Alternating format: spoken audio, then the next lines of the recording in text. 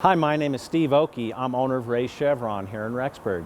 We're proud sponsors of the local Madison County candidate debates. Thank you for your business. Hi, I'm Nate Eaton with EastIdahoNews.com. We thank you for joining us for this Madison County Sheriff Forum, sponsored today by Ray's Chevron. We're joined with Rick Henry and Cameron Stanford. They are both running for sheriff. Both have many years of law enforcement experience, and we thank you both for coming up here. You each get 60 seconds for an opening statement today. Cameron, you drew number one, so we'll start with you, and then Rick, you can give your opening statement. Well, thanks, Nate. I appreciate an invitation to come to this, of course. So, first of all, I work currently for Madison County as the captain over the criminal division. I worked for Madison County law enforcement for the last 19 years. Started with the REXBURG Police Ricks College Division for 5 years, and then transferred to the Sheriff's Office. So, since then, I've been over quite a few different of the divisions, and I think I got the experience and knowledge to continue with that with Sheriff Klingler leaving.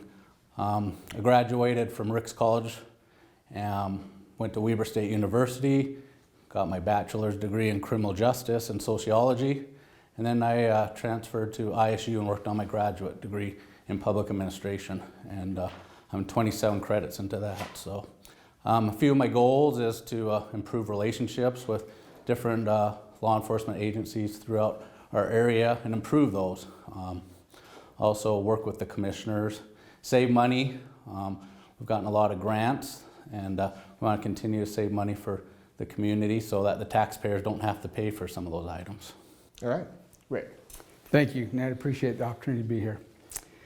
Just a little background on me. I started out my law enforcement career in 1991 with the Pocatello Police Department. Shortly after that, moved to Fremont County, spent another 10 years there with the Fremont County Sheriff's Office.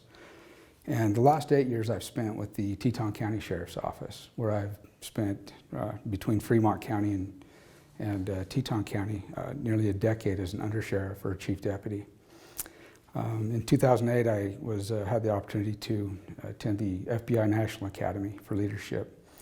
And with that experience, I've also had the opportunity to spend time as a detective, a patrolman, detective sergeant, patrol sergeant, and really get into the middle of law enforcement. I really believe that my 25 years gives me the opportunity to serve the community and take that experience to the next level.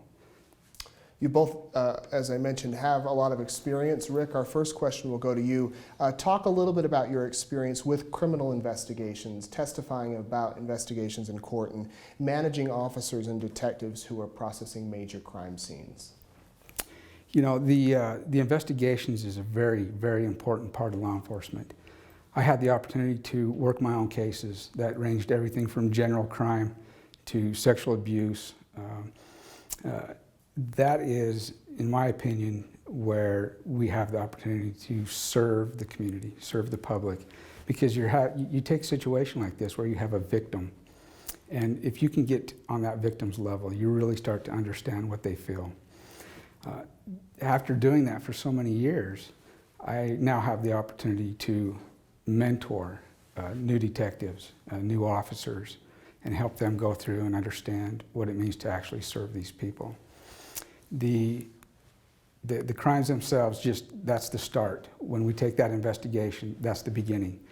This is why it's so important to have relationships with like your prosecuting attorneys, because once we take that case and we tie it up and we have confessions, we have interviews, we have all of those things put together. Now we take it to the prosecuting attorney, and that prosecuting attorney, along with us, we can take that, we can testify to those things in court, and that's really where the people start to get their money's worth. Cameron. So when I first started in law enforcement, I was working for REXBURG Police Ricks College Division, and there, I mean, we had maybe 1-2 detectives, but a lot of it was put back on the patrol officers. And I was able to do a lot of my own cases, which I kind of enjoyed. And a quick example is, hit and runs. We'd get those a lot with the college kids up there on campus, and they'd hit a car and leave. And it was kind of, it was trying to help the victim, help them get restitution for getting hit by someone else. And that was just kind of the start. And from there, I've been able to take different classes, and then also work with the detective unit. So supervising, I currently supervise the detective unit, and one of the big things why I was asked to be put in that position was to make sure of the follow-up. And when there's a victim, they want to hear from the officers, they want to hear from the detectives, and making sure that something's being done with their case. They've been hurt, victimized in some way, and by having the officers following up, or me following up, or even a patrolman, on a weekend in the middle of the day, but them just having that contact, making them feel like we do care, which we do, and being able to help them. Cameron, how will you prioritize your office's spending, and is there a way to be more open with the public on how that money is being spent? Well, I guess transparency is one of the big words out there right now. Currently, our budget is open to the public at any time. It's on the county website. Anyone can go to the county website, and many people do. You can see all the hits on there of people visiting that, and they can see where we're spending our money, and what areas we're spending in, and what areas we're also saving in. Rick? Yeah, I believe the transparency is very important. With a budget, it's usually open to the public. They can go in and they can look and see where the money's being spent. With those budgets, I think it's important that we focus on being able to sustain our own sheriff's office with the monies that we have, and with the monies that we have allotted to us from the commissioners. The other thing that I think is very important, that we make sure that we spend as much money within our county, and that everybody has the opportunity to take part in that money that's spent with our sheriff's office. The commissioners, the sheriff, it's important again to have those working relationships. We have to use everything that we can, everything that we've been allotted, and we have to get the best use out of that for our county. And that means the working relationships between commissioners, the working relationships between the city. There are many agencies that will contribute, even when we don't have the money. If those relationships exist, then we have the opportunity to share in a lot of those things, and it doesn't cost us anything. Speaking of those relationships, in the past, the sheriff's office and the police department in Idaho State Police sometimes have had a rocky relationship. How do you plan to promote cooperation between the different agencies so that there is a smooth relationship? Nate, I've experienced that in every agency that I've been in, as far as the Fremont County Sheriff's Office and the Teton County Sheriff's Office, under other administrations. In each case, myself, along with the other individuals that work with us, and I say we because I've never done anything successfully by myself, but we've built those relationships with Idaho State Police. We've built those relationships with the city PDs. All of those agencies I currently have a working relationship with. I work well with Idaho State Police. We were able to get a resident trooper in Ashton while I was with the Fremont County Sheriff's Office. We now have a resident ISP trooper in Victor, Idaho. And those things didn't just happen. Those things were relationships that were built. Currently, I do some part-time reserve stuff with the REXBURG Police Department. That's a relationship that's already built. And these relationships that I currently have are the building blocks of helping all of the community to jump in and take part in this. So as far as building relationships, it's more for me, the relationships are there. We just need to plug into them. Cameron? Well, like I've mentioned before, I first started with REXBURG Police Ricks College Division, so I'm already got a foot in there. I've worked for them, and I still feel welcome there.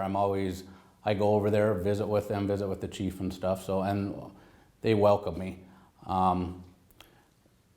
We need to just continue with those relationships and build them. Right now, one of the major things I'd like to change with that is our SWAT team. Currently, our SWAT team works with Fremont County and doesn't work with REXBURG Police very much, and I'd like to improve that. We're Madison County. It's our home. That's where we live, our friends, our family, and we need to build those relationships with the SWAT team as one of the things. But we do have good relationships already, and I've worked with them with jurisdictional issues out on Highway 20, and we've got those figured out and improved, and like I said, we're able to go and visit with them and work together. As far as the state police go, we have one resident officer that's assigned to our area, and he's supposed to cover 24/7, 7 days a week up there, and it's hard for for them to do that. So we've gone to the point of making sure all of our officers are trained in different things as far as accidents and investigations, and work with that resident officer when he's up in the area, but when he's not, be able to take those calls and then go from there. There's been a focus nationwide on mental illness and criminals or suspects that might have mental illness issues, and recently, thanks to Madison Cares, there's been an increased focus on that, as well as children with special needs in Madison County. Cameron, as leader of the Sheriff's Office, what kind of things would you do to help your deputies deal with these unique individuals in these situations that sometimes can be scary? That's a great question. I'm glad you brought it up. Madison Cares got that grant, and with that, we're able to train our deputies. And we've had many of them go to that training that Madison Cares offers. We've also had officers that have gone to a week-long class on the crisis intervention training. So, and that just happened, in fact, a couple of weeks ago. We had a few officers go to that, and they're able to work with our officers that weren't able to go, but there's someone we can call out as a resource. There's usually an officer on that's had that kind of training, and we can work with them. We've heard in the news a lot about use of force with those kind of people, and we've talked about that with the different officers as far as how we're going to deal with those people, let's have some patience. Let's visit and talk with them and use these skills that these officers have learned. Rick? Yes, in fact, I was just having a conversation with a mother who's in the same situation, and she's been searching and looking for opportunities for her young daughter to try to fit in a lot of situations. And I think where we fit into that as law enforcement is education, education, education. The reason people stop and they don't jump in is because they don't know what to do. They're not sure about what they can do. And through our schools, I believe that along with that education, there needs to be some mentoring. And I can't think of anything better than to take the officers and let them have the opportunity to sit down with these individuals or be part of their day in some way or another, so that they feel comfortable around us as well. And it's a great opportunity. One of the issues facing a lot of police departments and sheriff's offices is a high turnover rate and burnout among officers. Do you see this as a concern for Madison County, and what are some of the things you would do as sheriff to prevent that and maybe boost morale in the office? It is, it's a problem. And I believe personally, in my line of work and with my experience, it's a simple thing for me, because you got to create an environment within your office.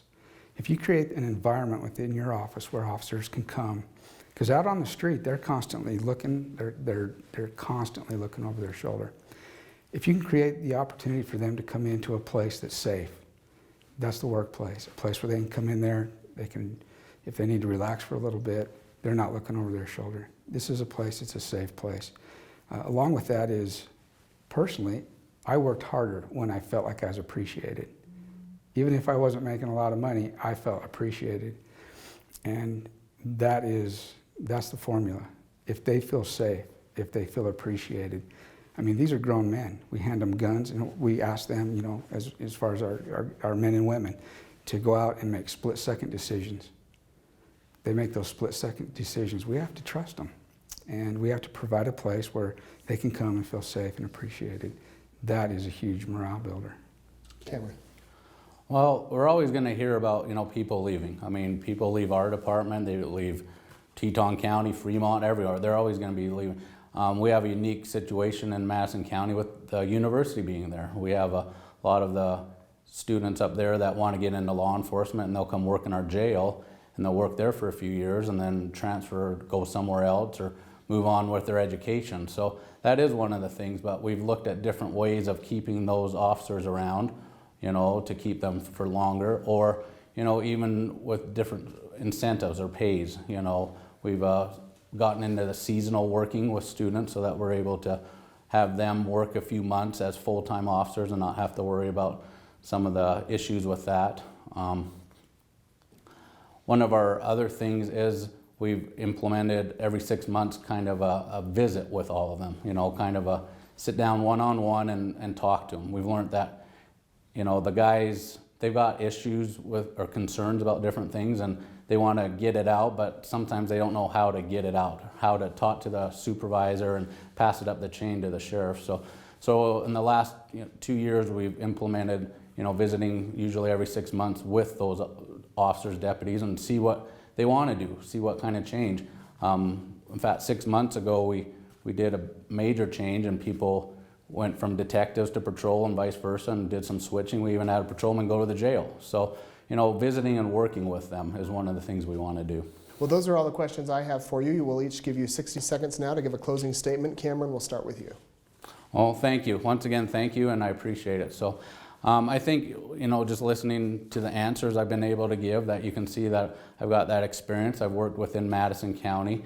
I've built those relationships with the different groups, the different organizations, and those are hard to build sometimes. And I've already got those, and Madison County is my home.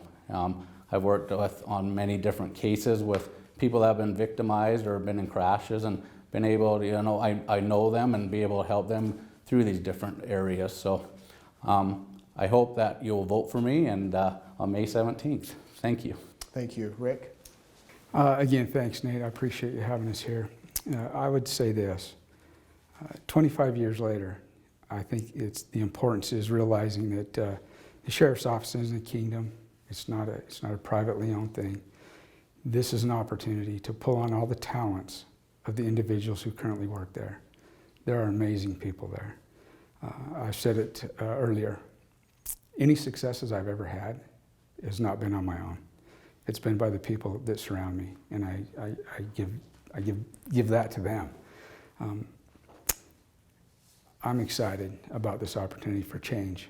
I'm excited about the opportunity to work with the people that I've been working with, the same relationships I already have with those local, state, you name it. I've worked well with them. They know me and I know them. And I'm excited about building on this. And I appreciate the opportunity to be here and let the people know who I am. Rick Henry, Cameron Stanford, both two men with a lot of law enforcement experience, both two men running for Madison County Sheriff. The election is May 17th. Thank you both for coming in here. They didn't know the questions beforehand, and there's bright lights and cameras, so it can be pretty nerve-wracking. We also appreciate our sponsor, Raise Chevron. Again, the election is May 17th. We have information on both of these candidates here on our website, and we thank you for watching this video. Hi, my name is Steve Oakey. I'm owner of Raise Chevron here in Rexburg. We're proud sponsors of the local Madison County candidate debates. Thank you for your business.